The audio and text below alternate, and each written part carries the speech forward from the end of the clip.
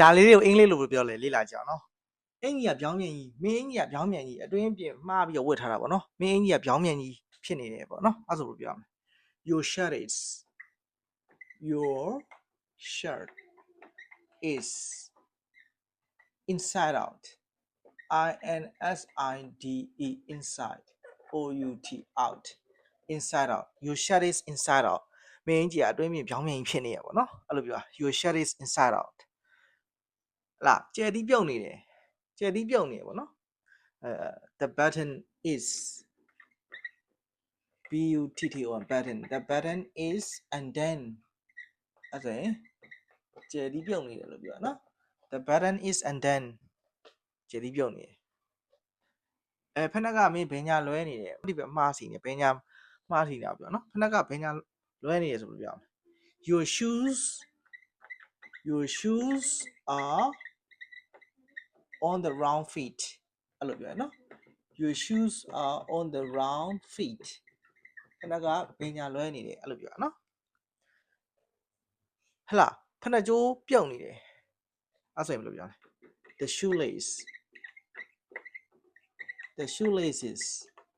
the shoelaces untied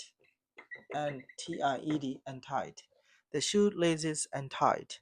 ဟလာဖက်နှက်ကြိုးပြုတ်နေတယ်မင်းဘောင်းကြီးစစ်ပွင့်နေတယ်အဲ့ဆိုရင် your zip is open အဲ့မင်းဘောင်းကြီးစစ်ပွင့်နေတယ်the fly is open ဘောင်းကြီးစစ်ပွင့်နေအဲ့လိုပြောလိုက်ရတယ်နော် fly fly ဟလာ the fly is open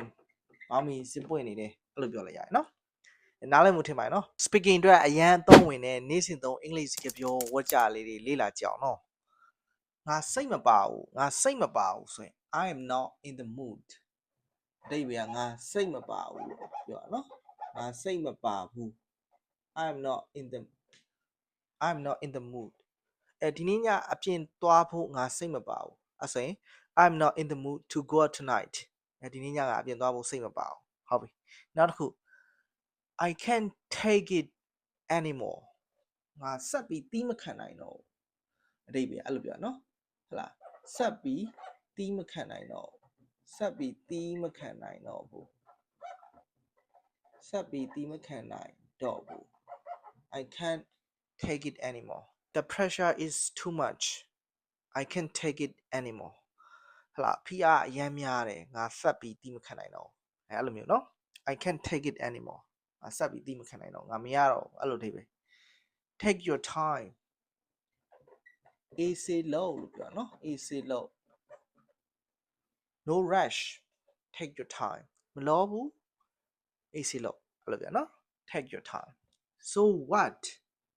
အဓိပ္ပာယ်အဲ့တော့ဘာဖြစ်လဲလို့အဓိပ္ပာယ်ရတယ်နော်ဥပမာ I made a mistake so what everyone does အဲ့လိုမျိုးနော်ငါအမှားလုပ်တယ်အဲ့တော့ဘာဖြစ်လဲလူတိုင်းအမှားလုပ်ကြပဲလေအဲ့လိုမျိုးပေါ့နော် I made a mistake so what everyone does အဲ့လိုမျိုးနော် don't say a word စကားတခွန်းမှမပြောနဲ့အဲ့လိုအဓိပ္ပာယ်မျိုးနော်စကားတခွန်းမှမပြောနဲ့ the baby is sleeping don't say a word ကလေးအိပ်နေတယ်စကားတခွန်းမှမပြောနဲ့ that makes sense ဒါအဓိပ္ပာယ်ရှိရပေါ့နော်ဒါယုတ်တိရှိတယ်ပေါ့နော်ဒါယုတ်တိရှိတယ်အဲ့လိုအဓိပ္ပာယ်မျိုးဒါအဓိပ္ပာယ်ရှိတယ်ယုတ်တိရှိတယ်ဥပမာ if we leave early we avoid traffic ငါတို့စောစောထွက်ရင် traffic ကိုရှောင်ပြီးသားဖြစ်တယ်ပေါ့နော် that makes sense ဟလာဒါယုတ်တိရှိတယ်ပေါ့နော် I just woke up အဓိပ္ပာယ်က just ကဒီညမှာအခုလေးတင်လို့ပြောနော်အခုလေးတင်ငါထတာအိပ်ရထတာ I just woke up and saw your message အခုလေးတင်ထပြီးတော့မင်းရဲ့ဟလာ message ကိုတွေ့လိုက်တယ်ပေါ့နော် I just woke up and saw your message it's not that I don't care မဟုတ်ဘူး it's not that အဓိပ္ပာယ်မဟုတ်ဘူးငါဂယူးမဆိုင်တာမဟုတ်ဘူး it's not that I don't care about you ငါမင်းကိုဂယူးမဆိုင်တာမဟုတ်ဘူး I'm just busy these days အခုတော့အလုံးများနေလို့ အဲ့လိုမျိုးเนาะ it's not that ဟလာ I don't love you အဲ့ဆိုရင်ငါမင်းကိုမချစ်တာမဟုတ်ဘူးအဲ့လိုမျိုးပေါ့နော် it's not that တဲ့အိဗယ်မဟုတ်ဘူးလို့ပြောတာနော်နောက်ကဟာမဟုတ်ဘူးပေါ့နော်နောက်ကအကြောင်းအရာမဟုတ်ဘူးအဲ့လိုပြော it's not that I don't care ဆိုတာက give မဆိုင်တာမဟုတ်ဘူးနားလည်မှုထင်ပါနော်speaking အတွက်အရန်ထောက်ကူပြုတဲ့စကားပြောဝတ်ကြလေးဆက်လေးလာကြအောင်နော်ကိစ္စမရှိဘူးအဲ့ဆိုရင်ဘယ်လိုပြောလဲ it doesn't matter အဓိပ္ပာယ်ကိစ္စမရှိဘူးရပါတယ်ပေါ့နော်ကိစ္စမရှိဘူးလို့အဓိပ္ပာယ်ရနော် it doesn't matter ကိစ္စမရှိဘူး that's your problem ဒါမင်းပြဿနာလေအဲ့လိုပြောနော် that's your problem ဒါမင်းပြဿနာမင်းငါ့ကိုအထင်လွဲနေပြီဟလား you got me wrong အဲ့ဆိုရင်မင်းငါ့ကိုအထင်လွဲနေပြီလို့ပြောနော်မင်းငါ့ကိုအထင်လွဲနေပြီအဲ့ဆိုရင် you got me wrong မင်းငါ့ကိုအထင်လွဲနေပြီလို့ပြောမင်းသဘောပဲအဲ့ဆိုရင် it's up to you မင်းသဘောပဲဆိုရင် it's up to you မင်းဘာဖြစ်နေရလဲ what's wrong with you ဟလာ what's wrong with you ဆိုရင်ဘာတွေဖြစ်နေရလဲဘာတွေဖြစ်နေတာလဲ what's wrong with you မင်းဘာဖြစ်နေရလဲငါစိတ်မရှိတော့ဘူး I'm losing my patience hurry up I'm losing my patience ဒီမျိုးလုံးငါစိတ်မရှိတော့ I'm losing my patience patience ဆိုတာစိတ်ရှည်သည်းခံမှု lose my patience ဆိုတာစိတ်မရှိတော့ဘူးပေါ့နော် I'm losing my patience I didn't mean it that way ငါဆိုလိုတာအဲ့လိုမဟုတ်ဘူးအဲ့လိုပြောနော် you got me wrong မင်းငါ့ကိုအထင်လွဲနေပြီ I didn't mean it that way ငါဆိုလိုတာအဲ့လိုမဟုတ်ဘူးငါဆိုလိုတာအဲ့လိုမဟုတ်ဘူးဆိုရင် I didn't mean it that way အဲ့လိုပြောနော် I'm feeling off today feeling off စိတ်အခြေအနေပုံမှန်မဟုတ်ဘူးလို့ပြောနော်စိတ်အခြေအနေဒီနေ့စိတ်အခြေအနေပုံမှန်မဟုတ်ဘူးဒီနေ့ပုံမှန်မဟုတ်ဘူးပေါ့ငါဒီနေ့စိတ်အခြေအနေပုံမှန်မဟုတ်ဘူးတခုခုပေါ့နော်ငါနေမကောင်းခြင်းလိုပဲဖြစ်ဖြစ်ဒါမှမဟုတ်စိတ်ကစိတ်ညစ်နေတာပဲဖြစ်ဖြစ်စိတ်ညှင်းညူနေတာပဲဖြစ်ဖြစ်ပေါ့နော်စိတ်အခြေအနေပုံမှန်မဟုတ်ဘူးဆိုရင် I'm feeling off today ဒီဝတ်ကြလေးကိုဘာသာပြန်ကြအောင်နော်ဘလောက်ပဲကြာခြင်းကြာပါစေငါမင်းကိုစောင့်ရင်ဒီမှာရှိနေမယ်ဝတ်ကြနှစ်ပါးဘလောက်ပဲကြာခြင်းကြာပါစေတပါးငါမင်းကိုစောင့်ရင်ဒီမှာရှိနေမှာတပါးဟုတ်ပြီအဲ့ဆိုရင်ပထမပိုင်းကိုအရင်ရေးအောင်နော်ဟုတ်လားဘလောက်ပဲကြာခြင်းကြာပါစေအဲ့လိုမျိုးဘလောက်ပဲကြာခြင်းကြာပါစေဘာတွေပဲဟုတ်လားဘယ်ပဲသွားဘာတွေပဲလုပ်အဲ့လိုမျိုးဆိုရင်အင်္ဂလိပ်စကားလုံးဘာနဲ့စရေးရလဲဆိုရင် no matter ဘလောက်ပဲကြာခြင်းကိုပြောခြင်း how long လေပြ no matter how long it takes အဲ့လိုပြောနော် no matter how long it takes ဘလောက်ပဲကြာခြင်းကြာပါစေငါမင်းကိုစောင့်ရင်ဒီမှာရှိနေမယ်အဲ့ဆိုရင် I will be right here ငါဒီမှာရှိနေမယ် I will be right here ငါဒီမှာရှိနေမယ်မင်းကိုစောင့်ရင်ဆို waiting for you no matter how long it takes ဟလာဘလောက်ပဲကြာခြင်းကြာပါစေ I will be right here waiting for you ငါမင်းကိုစောင့်ရင်ဒီမှာရှိနေမယ်ဟုတ်ပြီအဲ့ဆိုရင်မြန်မာလိုဝေါ်ကြတစ်ချောင်းပြောမယ် comment မှာဖြည့်ပေးမယ်နော်ဘယ်သူပဲဖုံးဆက်မကင်နဲ့ဘယ်သူပဲဖုံးဆက်မကင်နဲ့အဲ့ဆိုရင်ဟလာဘယ်လိုရေးမလဲ comment မှာဖြည့်ပေးမယ်နော်ဒီ no matter နဲ့စပြီးရေးရမှာပဲနော်နားလည်မှုထင်ပါတယ်နော်ဒီနေ့တော့ don't plus base verb phrases လေးတွေလေ့လာကြအောင်နော် don't be frantic frantic frantic အဓိပ္ပာယ်ပြရာခတ်တော့လို့အဓိပ္ပာယ်ရတယ်နော်ဟုတ်လားပြရာတွေခတ်နေတာဗျာပြရာခတ်တော့သူကဘာနဲ့တူလဲဆိုရင် panic don't panic နဲ့တူတယ်နော်ပြရာခတ်နေနဲ့ don't be frantic we still have time အဲ့တော့မှအချိန်ရှိသေးတယ်ပြရာမခတ်နဲ့အဲ့လိုမျိုးဟုတ်လား don't be frantic don't be stubborn stubborn stubborn ဆိုတာခေါင်းမာတော့လို့ပြောနော်ဟလာ don't be stubborn and ask for help ခေါင်းမာနဲ့အကူအညီတောင်းအဲ့လိုပြောနော်တချို့အကူအညီတောင်းဖို့ခေါင်းမာကြတယ်လေအဲ့လိုမျိုးခေါင်းမာနဲ့ don't be stubborn stubborn stubborn ခေါင်းမာတော့ don't be biased ဟလာ biased biased ဟလာ biased ဘက်လိုက်တော့လို့အဓိပ္ပာယ်ရတယ် don't be biased ဘက်မလိုက်နဲ့ listen to both sides နှစ်ဖက်လုံးကိုနားထောင်တစ်ဖက်တည်းနားမထောင်နဲ့တစ်ဖက်တည်းနားထောင်ရင်တော့ဟလာဘက်လိုက်မိပါပဲမျက်နှာလိုက်မိပါပဲเนาะ don't be biased listen to both sides အဲ့လိုပြောရနော်ဘက်မလိုက်နဲ့ don't put anyone down put down ဆိုတာနှိမ်တာမနှိမ်နဲ့ပေါ့နော်ဘယ်သူမှမနှိမ်နဲ့ don't put anyone down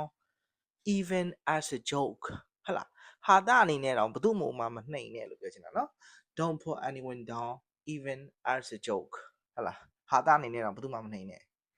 don't look down on me ငါ့ကိုအထင်မသေးနဲ့ဟလား look down on ဆိုတာအထင်သေးတာကိုပြောနော်ငါ့ကိုအထင်မသေးနဲ့ဆိုရင် don't look down on me because of my job ငါရဲ့အလုပ်ကြောင့်ငါ့ကိုတော့အထင်မသေးနဲ့နော်ငါ bossy အဲ့လိုမျိုးပေါ့နော် don't look down on me because of my job အဲ့လိုပြောရနော်ဟလားအထင်သေးတာ don't beat around the bush beat around the bush တော့က wait မ wait နဲ့ wait မနေနဲ့ just get to the point လို့ရင်းပြော get to the point don't beat around the bush wait မနေနဲ့လို့ရင်းပြော don't be nosy nosy ဆိုတာဆက်စုတော့ဟလာ don't be nosy ဆိုရင်ဆက်မစုနဲ့ is private ဒါ private ဖြစ်တယ် don't be nosy မဆက်စုနဲ့ဟလာ nosy ဆိုတာဆက်စုတော့ပြနော် don't be clumsy clumsy ဆိုတာနမောနမဲနိုင်တော့ပြရခတ်တော့ပြရခတ်တော့နဲ့တော့နည်းနည်းတော့ကွဲတယ်တွားကြတော့ဘယ်လိုပြောရှက်ပြဖြစ်တာပေါ့နော်ဟလာနမောနမဲနိုင်တော့နမောနမဲနိုင်တော့ရှက်ပြဖြစ်တော့နမောနမဲနိုင်တော့ don't be so clumsy လာရှက်ပြမဖြစ်နဲ့နမောနမဲမနိုင်နဲ့ don't be so clumsy you might break it အဲ့တော့ဖန်ခွားကိုင်ပြီးနမောနမဲနဲ့ရှောင်းနေဆိုရင် don't be so clumsy you might break it မင်းဟလာရှက်ပြလုံးနေနဲ့ဖန်ကကွဲသွားမယ် you might break it အဲ့လိုမျိုးပေါ့နော် don't copy others အခြားသူတွေရှိရနေပုံစံတူကုမချနဲ့လို့ပြောနော်ပုံစံတူကုမချနဲ့ don't copy others ကုမချနဲ့ don't copy others don't take risks risks ဆိုတာဒါ risks ဆိုတာစွန့်စားတာပေါ့နော် risks မယူနဲ့ပေါ့နော် don't take risks တိတ်ပြီးတော့မှမစွန့်စားနဲ့ risks မယူနဲ့ပေါ့နော်ဒါကမထိုက်တန်ဘူးဆိုရင်အရန်အနေများတယ်ဆိုရင် risks မယူနဲ့ပေါ့နော် don't take risks ဟာလား risks မယူနဲ့ don't rush မလောနဲ့လို့ပြောနော် don't rush မလောနဲ့ don't skip classes အတန်းတွေကိုလစ်တာအဲ့လားအတန်းမလစ်နဲ့ဆိုရင် don't skip classes အတန်းတွေမလစ်နဲ့ don't skip classes don't take it personally ဆိုရင်ဟလားစီလျောင်ပြန်မယ်ဆိုရင်စိတ်ထဲမထားနဲ့လို့ပြောချင်တာစိတ်ထဲမထားနဲ့ငါမင်းတို့တမင်ရွယ်ပြောတာမဟုတ်ဘူးတိတ်ပြီးတော့မှစကလုံးတွေကိုဌာနတွေမကောင်းနဲ့အဲ့လိုပြောချင်တာ don't take it personally စိတ်ထဲမထားနဲ့နော်အဲ့လိုပြော don't take it personally တကားကိုဖွင့်မထားခဲ့နဲ့ဟုတ်လား don't leave the door open တကားကိုဖွင့်မထားခဲ့နဲ့ don't leave the door open don't stay up late ဟုတ်လားညနေတဲ့ထိမနေနဲ့ don't stay up late အဲ့လိုပြောနော်ညနေတဲ့ထိမနေနဲ့စောစောgo to bed early don't stay up late နော်ညနေတဲ့ထိမနေနဲ့ coffee တွေအရင်မတောင်းနဲ့အဲ့ဆိုရင် don't drink too much coffee အမှ too much လို့တောင်းတယ်နော် too much သူက coffee ကသူက uncountable noun ဖြစ်တဲ့အတွက်ကြောင့်မို့ amusage match နဲ့တွဲသုံးရတယ် don't drink too much coffee တွေအရင်မတောင်းနဲ့ဟုတ်ပြီနောက်တစ်ခါလောက်ဆိုကြည့်အောင်ပုံစံတူကူမချနဲ့သူများတွေစီကပုံစံတူကူမချနဲ့ don't copy others risks မယူနဲ့ don't take risks မလောနဲ့ don't rush အတန်းမလင်းနဲ့ don't skip classes စိတ်ထဲမထားနဲ့ don't take it personally တကားကိုဖွင့်မထားနဲ့ don't leave the door open ညတဲ့ထိမနေနဲ့ don't stay up late coffee တွေရမ်းမတောင်းနဲ့ don't drink too much coffee နားလိုက်မို့ထင်ပါတယ်နော်ဒီနေ့တော့လောက်ပါ that's all right thanks for watching